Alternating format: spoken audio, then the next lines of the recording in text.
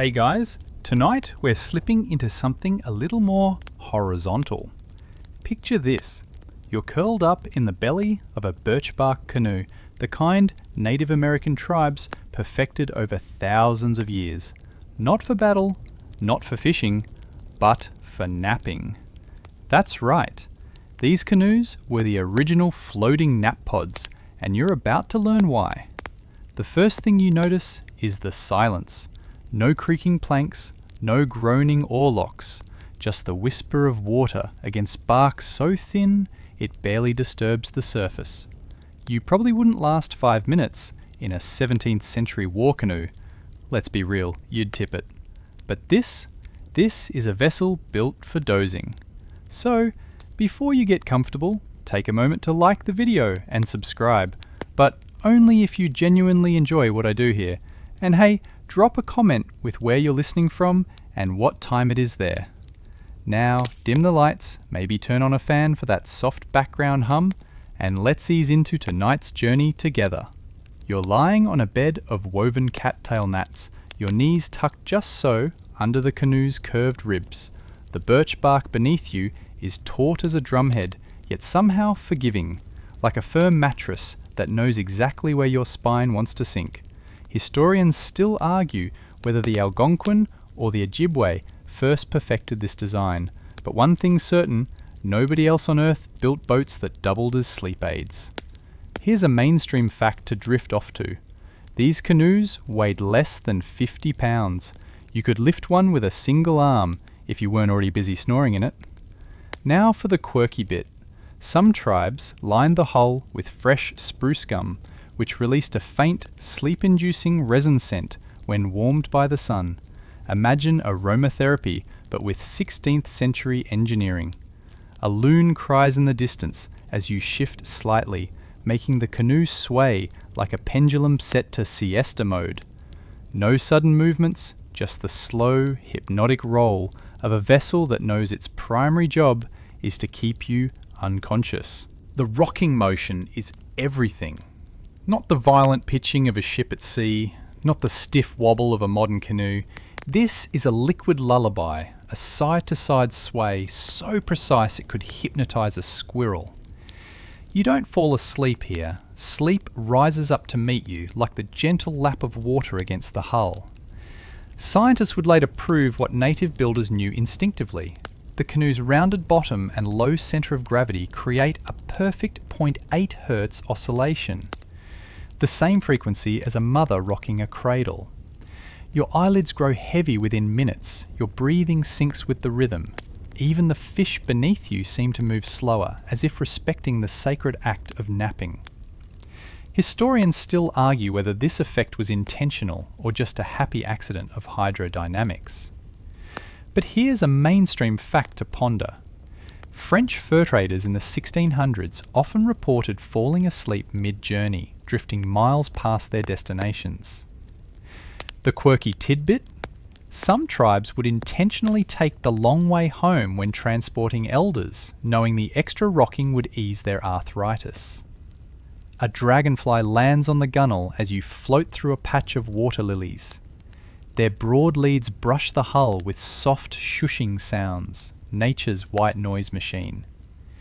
You catch a whiff of sweetgrass from the shore, and for a moment you're not sure if you're awake or dreaming. That's the magic of this floating cradle. It exists in the liminal space between journey and rest, between alertness and dreams. The secret is in the stitching. While European boats groaned with every wave, their iron nails expanding and contracting like grumpy old men, your birch bark canoe stays silent as a shadow. The roots of black spruce hold everything together, their fibres flexing with the water's mood. No creaks, no pops, just the occasional contented sigh of bark settling deeper into its natural curves. You run a finger along a seam, feeling the raised pattern of spruce gum smoothed by generations of paddlers. This is where engineering becomes art. Each stitch is spaced precisely 3 fingers apart, the tension calibrated to hum rather than rattle. Modern canoe makers would kill for this level of quiet craftsmanship. Historians still argue whether the waterproofing technique came from observing beaver dams or was a happy accident of campfire resin experiments, but here's a mainstream fact. The average birchbark canoe leaked less than a 19th century steamship. The quirky tidbit? Some builders would sing lullabies to the canoe as they sewed, believing the stitches would absorb the melody and rock future sleepers. A bullfrog croaks its approval from the reeds as you notice something remarkable. Your own heartbeat has slowed to match the canoe's rhythm. The vessel isn't just carrying you, it's harmonizing with you. Even the mosquitoes seem to respect this sacred space, buzzing their drowsy approval before moving on to less enlightened victims. You stretch slightly and realize something wonderful. This canoe fits your body like a glove fits a hand. The gentle inward curve of the sides cradles your shoulders, while the raised bow and stern create just enough elevation to support your neck. It's as if generations of canoe builders conducted sleep studies without realizing it, optimizing every angle for maximum nap potential. The dimensions are no accident. At roughly 14 to 16 feet long and just wide enough for one reclining body with room for supplies, these canoes achieved what modern ergonomic chairs still struggle with: perfect lumbar support without pressure points. Your knees naturally find the slight depression where paddlers would kneel, now serving as ideal leg rests. Historians still argue whether these proportions were designed for portability, speed, or unintentionally became the perfect napping pods. But here's a mainstream fact. The average birchbark canoe had just 4 to 6 inches of freeboard when loaded, low enough to trail your fingers in the water without sitting up. The quirky tidbit? Some tribes believed sleeping in a canoe would make you grow to fit it, leading to parents putting children in canoes for their afternoon naps. A kingfisher dives nearby, the splash barely disturbing your drowsy state. The canoe absorbs the tiny waves effortlessly, transforming what would be a wake-up jolt in any other vessel into nothing more than a gentle rocking reminder that you're exactly where you're meant to be, halfway between awake and asleep, between shore and shore, between then and now. The paddle dips into the water with a sound like a spoon stirring honey, slow, smooth, and rhythmic enough to hypnotize. You're not so much propelling the canoe as conducting a lullaby, each stroke syncing with your breathing until the boundary between effort and rest dissolves completely. This is paddling as meditation, as sleep ritual, as the ultimate mindfulness exercise centuries before anyone invented the term. Your hands remember motions your mind has forgotten, the slight twist at the end of each stroke that keeps the canoe gliding without splashing, the way to let the paddle drift sideways for 3 breaths between strokes, turning propulsion into a gentle game of push and float. European explorers wrote in their journals about seeing native travellers appear to paddle without moving, their canoes gliding as if by magic. What they were really witnessing was the art of moving while half asleep. Historians still argue whether these paddling techniques were developed for stealth hunting or evolved specifically for drowsy summer travel, but here's a mainstream fact. The traditional beaver tail paddle design creates 40% less turbulence than European oars. The quirky tidbit? Some tribes had special sleep paddles, wider and quieter than normal ones that were only used on afternoon journeys. A school of minnows flickers beneath you like scattered thoughts finally settling down. The paddle's rhythm becomes your heartbeat. The canoe's glide becomes your breath. And just like that, without noticing the exact moment it happened, you're no longer paddling to somewhere, you're paddling to sleep. Moonlight transforms the water into liquid mercury. As you glide through the night, the canoe barely disturbing the reflection of stars swirling above you. Daylight paddling is for amateurs. This is when the water truly settles into its most sleep-inducing state, when the world reduces itself to the soft glow of bioluminescent algae swirling in your wake and the occasional silver flash of a night-feeding fish. The darkness heightens every other sense. The coolness of damp bark beneath your fingertips, the mineral scent of undisturbed water, the way sound carries farther yet somehow feels more intimate. An owl calls from shore, its voice echoing across the lake like a lullaby from the trees. You're not travelling now so much as being gently passed from one sleeping creature to another, the owl to the loons to the frogs, each taking turns watching over your journey. Historians still argue whether night travel was primarily for stealth or simply because it was more comfortable in summer's heat.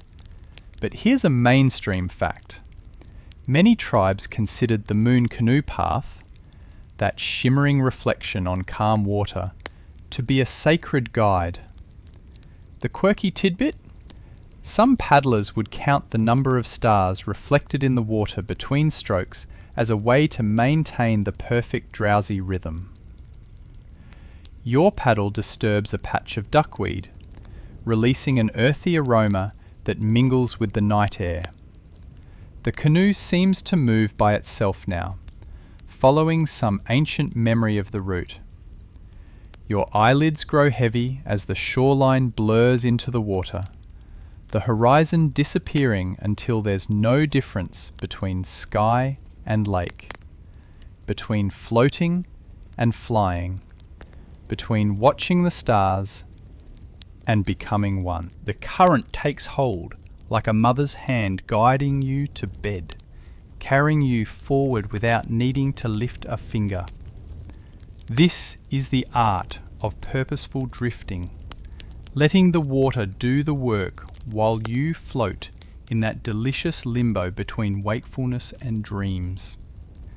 Hunters perfected this technique for approaching game silently, but the real prize was accidental napping, waking to find yourself miles downstream with no memory of having travelled. Your body instinctively knows how to balance in this liquid hammock. When the current quickens around a bend, you shift slightly without waking, like a sleeper adjusting blankets. When eddies try to spin you sideways, the canoe rights itself with barely a ripple. It's as if the water itself wants you to rest. These rivers and streams remembering countless others who drifted this way before you, their sleep patterns worn into the current like grooves in a well-travelled trail. Historians still argue whether drift napping was an accepted travel method or just something everyone pretended not to do. But here's a mainstream fact.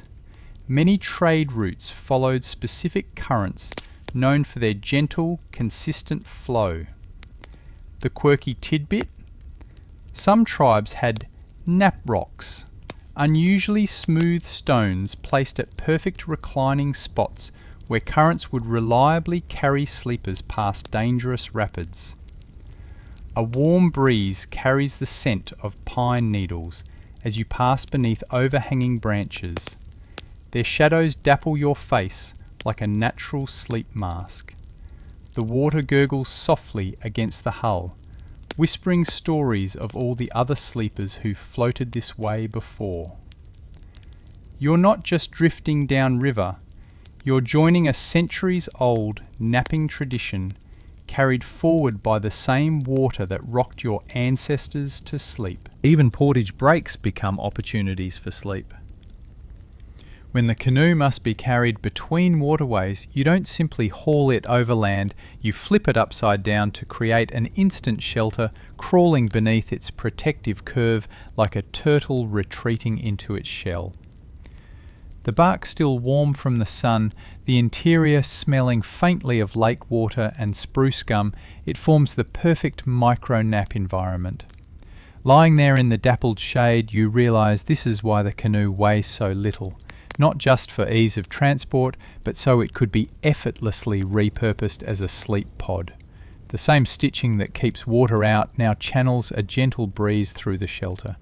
Your breathing slows to match the rustling of leaves overhead, each exhale sending a tiny ripple through the overturned hull inches from your face. Historians still argue whether these portage naps were planned rest stops or happy accidents of exhaustion, but here's a mainstream fact. The average portage distance was precisely calibrated to match a paddler's endurance, typically about as far as one could walk before needing a nap. The quirky tidbit? Some travellers would intentionally schedule portages during the hottest part of the day, using the canoe's shadow as natural air conditioning. A chipmunk scampers across the upside-down bow, its tiny feet tapping a lullaby on the birch bark. Somewhere in the distance, water drips from a recent paddle stroke, the droplets counting down the seconds until you'll continue your journey. But for now, in this accidental cocoon between waterways, time stretches like honey, slow, golden and sweet, with the promise of just 5 more minutes of sleep. The night chorus wraps around you like an organic white noise machine. Loons warbling their eerie duets, bullfrogs tuning their bass notes, crickets keeping time like metronomes. These aren't just animal sounds, they're the original sleep soundtrack, perfected over millennia to sync with human circadian rhythms. The canoe becomes your front row seat to nature's lullaby concert, each species taking its turn in the rotation as the night deepens. You begin to distinguish individual performers, the barred owl's questioning call, the beaver's tail slap that serves as percussion, the distant howl of a wolf that somehow makes you feel safer, not threatened. These sounds don't startle you awake like city noises, they tuck you in deeper. Each one a reminder that the world continues peacefully while you rest. The water amplifies and softens them simultaneously, creating an auditory blanket that muffles all sharp edges.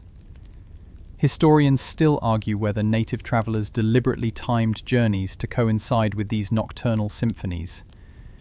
But here's a mainstream fact. Many tribes could imitate animal calls with precision, sometimes using them as natural alarm clocks. The quirky tidbit. Some canoes had sound spots, specific thin patches of bark that would vibrate sympathetically with certain frequencies, turning the hull into a resonating chamber for nature's music. A fish jumps nearby, the splash echoing like a punctuation mark in nature's composition. Fireflies begin their slow dance above the shoreline, their lights pulsing in time with your slowing breath. The canoe rocks gently, as if keeping time, and you realize you're not just hearing the night sounds, you're part of the performance now. You're steady breathing the newest instrument in this ancient orchestra of rest. The fur trade turned your canoe into a floating bedroom, packed with beaver pelts so dense and soft they form the ultimate mattress.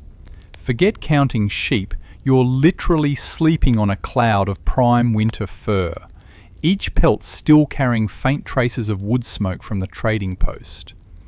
The extra weight stabilizes the canoe perfectly, eliminating any nervous rocking while deepening that cradle-like sway that eases you into dreams. French voyagers wrote in their journals about the irresistible sleepiness that overcame them in these fur-loaded canoes, describing how the bundles formed natural recliners. You sink slightly into the pelts, their oils still preserving that musky, earthy scent that somehow smells like comfort itself. The trade goods become sleep aids, wool blankets folded just so beneath your neck, a sack of wild rice shifting like a beanbag pillow with each gentle wave. Historians still argue whether the fur trade's greatest commodity was actually the accidental discovery of perfect sleep conditions. But here's a mainstream fact. A fully loaded trade canoe could carry up to 4,000 pounds, about half of which was essentially bedding material. The quirky tidbit? Some voyagers developed fur preferences, insisting certain animal pelts led to better dreams. Beaver for deep sleep, otter for vivid dreams, bare for staying warm in chilly nights. The northern lights shimmer above you like a celestial blanket, their reflection dancing across the water in sync with the canoe's movement. The firs muffle all sound except your own breathing, which slows to match the aurora's gentle pulses. In this moment, you understand why traders would paddle thousands of miles, not just for profit, but for these pockets of perfect rest between rapids and portages, when the canoe became less a vessel and more a cradle rocking you through the wilderness. Rain transforms your canoe into the world's most comfortable waterbed, each drop drumming a sleep-inducing rhythm on the taut birchbark, while you stay perfectly dry beneath the inverted arch of the hull. The sound is different here than on land, softer, more enveloping, as if the water above and below you creates an acoustic chamber designed for drowsiness. You tie up near an overhanging pine, its needles redirecting the heaviest showers while contributing their own resinous scent to the experience. The canoe handles the weather like it was designed for stormy naps, which perhaps it was. Unlike European boats that would loudly protest every raindrop, your birchbark vessel seems to welcome the precipitation, the bark expanding slightly to become even more watertight. The rain's patter creates tiny vibrations you feel more than hear, a full-body ASMR experience centuries before anyone invented the term. Historians still argue whether certain canoe designs were better for rainy naps than others. But here's a mainstream fact. The Penobscot tribe perfected a rain-deflecting prow shape that created a dry, sleeping area even in downpours. The quirky tidbit? Some paddlers believed sleeping through a storm would make you a better canoeist, as the rhythms would teach your body the water's ways. Lightning flashes in the distance, but the thunder arrives as a deep, rolling purr that vibrates through the canoe's ribs. The storm isn't something to fear here. It's nature's way of tucking you in more firmly. The rain's intensity varying like a sleep soundtrack with movement between tracks.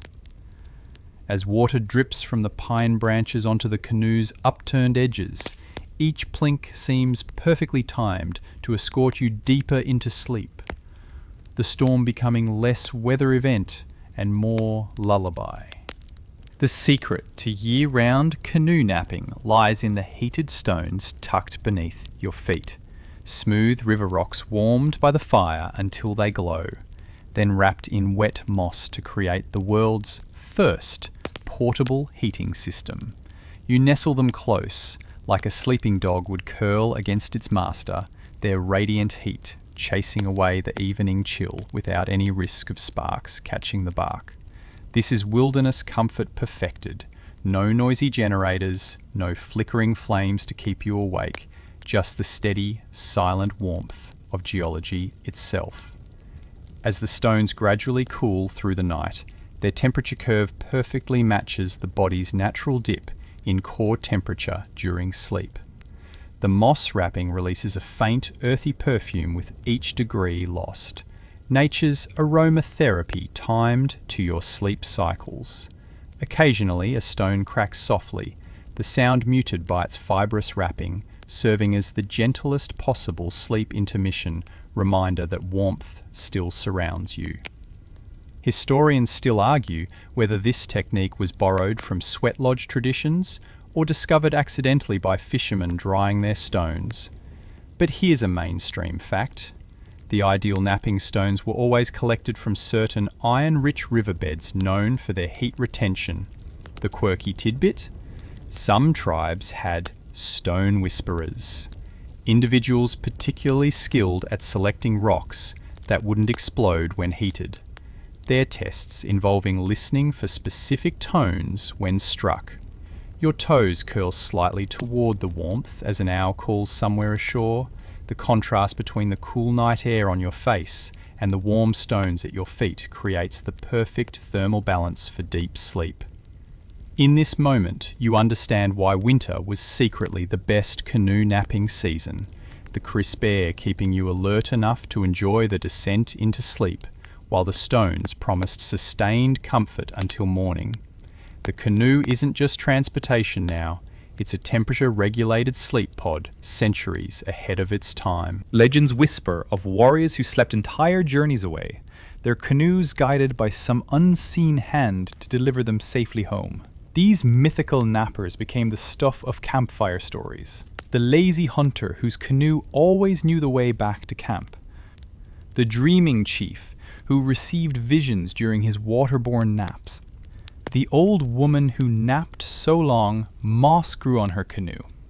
You smile at these tales as your eyelids grow heavy, recognizing the universal truth behind them.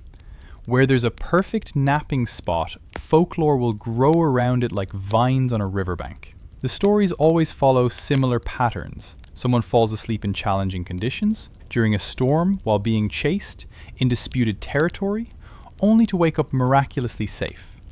The lesson wasn't about laziness, but about trusting the canoe's wisdom. Modern sleep scientists would call this the power of deep relaxation. But traditional knowledge understood it as the vessel itself becoming an extension of the sleeper's intentions. Historians still argue whether these tales were morality fables or based on real incidents. But here's a mainstream fact. Many tribes had sleeping rituals before long journeys, including lining canoes with specific sweetgrass patterns. The quirky tidbit? Some canoes were said to have sleeping personalities. Certain vessels were known for being better napping partners than others, regardless of their construction. A fish jumps nearby, its splash perfectly timed to punctuate your thoughts. The stars above seem to arrange themselves into familiar constellations. The sleeping bear, the floating canoe, the dreamer's path. As you drift between wakefulness and sleep, the line between legend and reality blurs pleasantly. Maybe tonight your canoe will join those stories, carrying you safely through dreams as it once carried ancestors through physical landscapes. The thought follows you down into sleep, not as a worry, but as a comforting possibility. The arrival of iron nails ruined everything. That satisfying creak of European-style boats wasn't just annoying, it was an assault on centuries of sleep engineering. Suddenly, canoes groaned like rusty hinges with every wave, their rigid frames transmitting every vibration directly to your spine.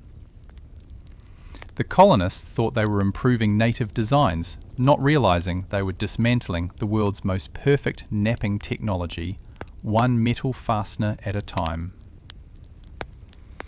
You try to find a comfortable position in this new hybrid canoe. Part birch bark, part oak ribs, all disappointment. The iron nails conduct cold differently than spruce root stitches, creating strange chill spots.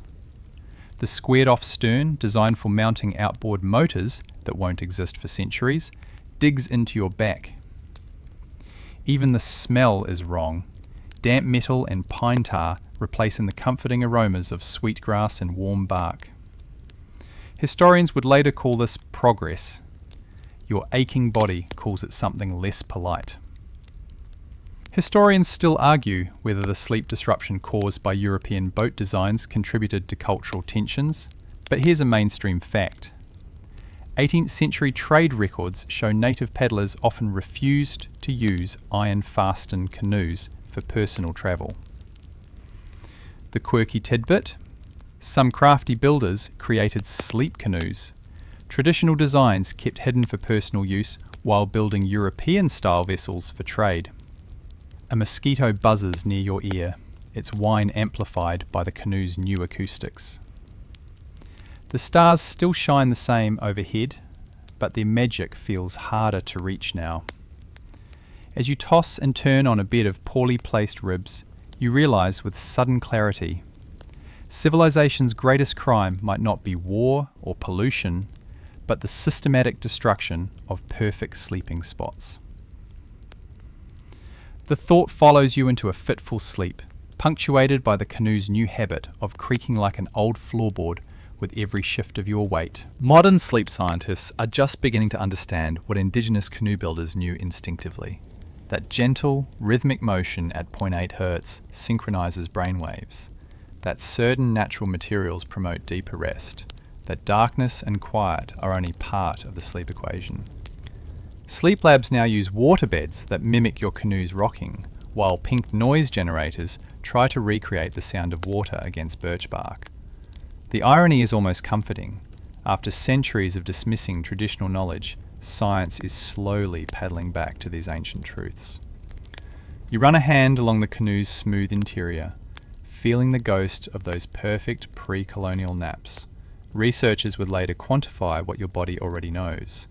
That natural materials breathe differently than synthetics, that organic curves support better than straight lines, that sleep is as much about connection to environment as it is about closing one's eyes. The studies come with clinical terms like vestibular stimulation and sensory gating, but they're really just rediscovering the wisdom of floating gently downriver at sunset. Historians still argue about how much traditional knowledge was lost during colonisation, but here's a hopeful fact. Some indigenous boat builders are reviving old techniques, stitching canoes with spruce root once more. The heartwarming tidbit?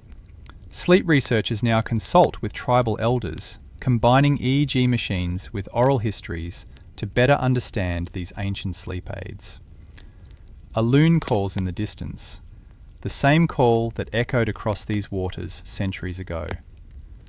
The stars still reflect perfectly in calm water, and though the world has changed in countless ways, the essential ingredients for perfect sleep remain: quiet, rhythm, and the gentle embrace of a vessel that remembers how to carry dreamers. As the canoe drifts into a sheltered cove, let your breathing slow to match the fading ripples against the hull. The night has carried you gently, just as it carried generations before you, not as passengers, but as fellow dreamers in an unbroken chain of rest. The water grows still now, mirroring the sky so perfectly that up and down no longer matter. Stars wink their approval as your eyelids grow heavy one last time. However far technology advances, some truths remain simple. Good sleep needs no batteries, no apps, just the ancient alchemy of quiet water and a vessel that knows how to hold dreams. Let the canoe rock you now, not toward any destination, but into that timeless space between wakefulness and sleep, where all journeys begin and end. The loons stand watch, the stars keep time, and the water, as it always has, remembers how to carry you home.